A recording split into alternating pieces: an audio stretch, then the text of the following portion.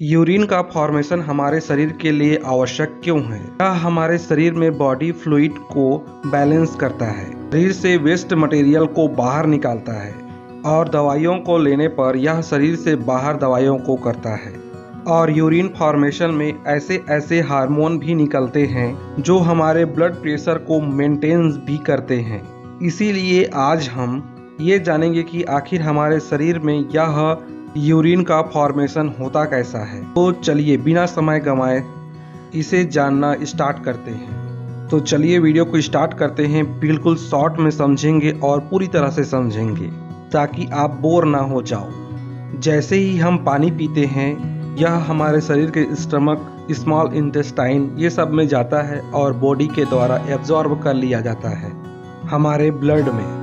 और यह ब्लड जिसमें पानी होता है यह जाता है हमारे किडनी की तरफ। दूसरे वीडियो में हम जानेंगे कि यह किडनी कैसे कार्य करता है। हालांकि जान लीजिए कि किडनी का जो फंक्शनल यूनिट होता है उसे नेफ्रॉन कहा जाता है।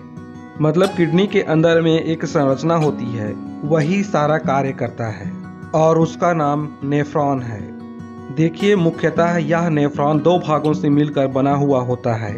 एक होता है बोमेन्स कैप्सूल, जिसके अंदर में ब्लड आर्ट्रियोल की जाल बनी हुई होती है जिसे ग्लोमेरुलस कहते हैं। और दूसरी होती है रीनल ट्यूब्यूल्स जो कि आगे चलकर कॉमन कलेक्टिंग डक्ट में मिल जाती है।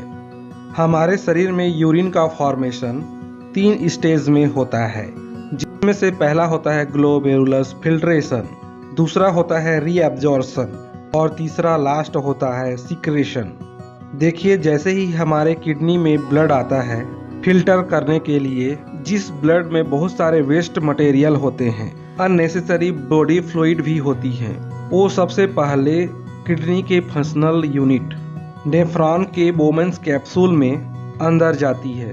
आपको बता दें कि हर मिनट लगभग 1300 ml जो कि हमारे हृदय के द्वारा किए गए ब्लड का 20% होता है। देखिए इस बोमेन्स कैप्सूल के अंदर जैसे ही ब्लड जाता है आर्ट्रियोल्स के थ्रू, इन आर्ट्रियोल्स में ऑस्मेटिक प्रेशर और हाइड्रोस्टैटिक प्रेशर ज़्यादा होने के कारण ये ब्लड ग्लोमेरुलस के बाहर में लगे हुए एपिथेलियल सेल में चले जाते हैं टर होकर। इसमें यूरिया, एमिनो एसिड, आयंस और वाटर जैसे चीज़ों से भरा रहता है। फिल्ट्रेशन की यह प्रोसेस को जो कि बोमेन्स कैप्सूल में हो रहा है ग्लोमेरुलर फिल्ट्रेशन कहते हैं। उसके बाद यह जैसे ही फिल्टर हुआ फ्लूइड बोमेन्स कैप्सूल के आगे की ओर रीनल ट्यूब्यूल्स में पहुंचते हैं, वैसे ही यह फिल्टर हुआ फ्लूइड 66% तो फिर से हमारे ब्लड कैपिलरी में रीअब्जॉर्ब हो जाते हैं। वो कैसे? दरअसल ये रीनल ट्यूब्यूल्स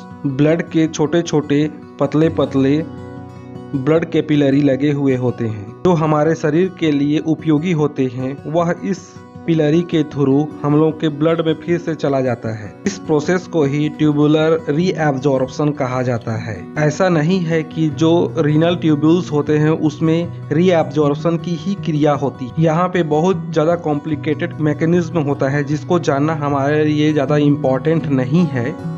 तो चलिए हम लोग फिर से इसी ब्लड के फिल्ट्रेशन वाले पार्ट में चले आते हैं। एब्जॉर्प्शन और सिक्रेशन वाला जो प्रोसेस होता है, जैसे ही हमारे शरीर में वाटर की कमी होता है तो ज़्यादा से ज़्यादा वाटर को हमारे ब्लड में पुनः वापस भेजा जाता है, जिससे हमारे शरीर को डिहाइड्रेशन ना हो। इस प्रोसेस के कारण जो हम लोगों का यूरिन होता है वह कॉन्सनट्रेटेड हो जाता है, येलोइश रंग का हो जाता है।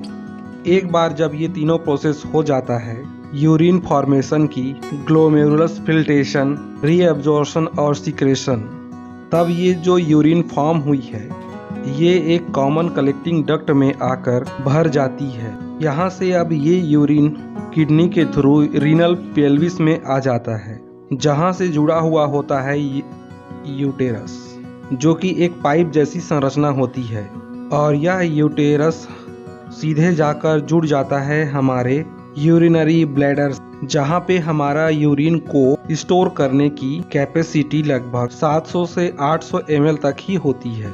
और इसी यूरिनरी ब्लैडर से ही जुड़ा हुआ होता है हमारा यूरेथ्रा, जहाँ से हमारा यूरिन शरीर से बाहर निकल जाता है जब हमें यूरिन पास करने का अर्ज होता है। तो ये वीडियो आपको कैसे लगा नीचे कमेंट करके जब भी आप देखें जरूर कीजिए। और यदि वीडियो अच्छा लगा हो तो वीडियो को लाइक कीजिए, कमेंट कीजिए और दोस्तों के साथ में शेयर करना ना भूलें। और यदि आप इस चैनल पे नए हैं तो चैनल को सब्सक्राइब भी कर लीजिए ऐसे ही इंफॉर्मेटिव वीडियो पाने के लिए। जय हिंद।